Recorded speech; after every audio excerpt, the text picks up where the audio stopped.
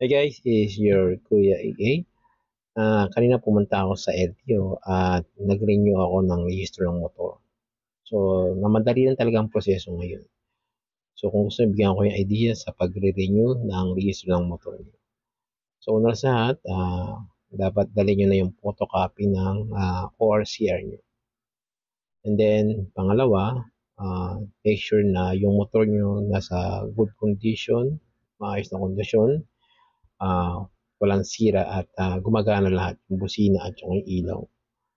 And then pangatlo, kung ginagamit nyo pa rin yung lumang plaka, make sure din na magpagawa kayo ng plaka na assigned plate from LTO.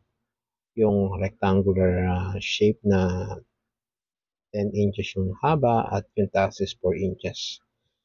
So, kasi hindi na rin tinatanggap yung lumang design na plaka. So, tungo tayo sa proseso. By the way, may nag-a-assist naman po dun sa LTO. So, lapit lang kayo dumadalas yung naka-blue na t-shirt. So, assist po kayo yun. And then, after unang ginawa ko, pumunta ako dun sa emission testing center. So, pinatest ko yung motor ko. So, once pasado na ako dun sa testing, nagbayad na ako dun sa cashier. Yung binayaran ko pala is 520 pesos. Okay? So, after sa testing, dumiretso na ako dun sa insurance. So, yung insurance, by the way, nasa loob din ng LTO. So, hindi na kayo maghahanap. So, sa insurance naman, ang binayaran ko is 700 pesos. So, medyo tumaas na dati 600.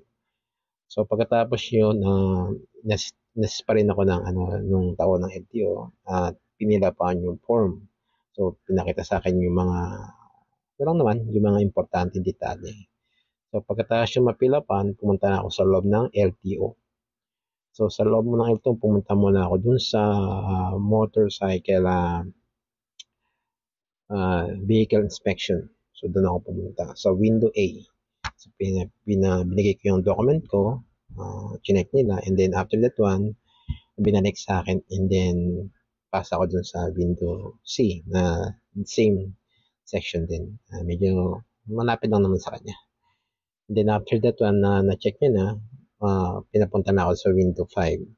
Sa window 5, in-include nila yung mga document ko din, and then gumawa sila ng QR code para doon sa babayaran ko doon sa cashier. So after that one, pumunta na ako doon sa cashier, pumila at binayaran ko na yung 257 pesos and 50 cents.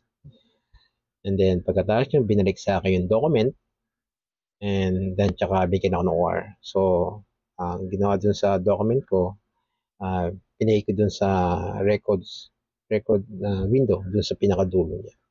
So, yun lang. Ganun lang kabilis. So, meron na akong OR na nahawak dun. So, okay na. Nakarenew na yung aking motor.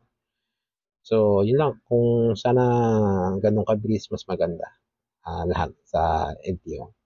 So, yun, sana makatulong guys. So, if any question, please don't hesitate to put a comment on this video. Okay, bye.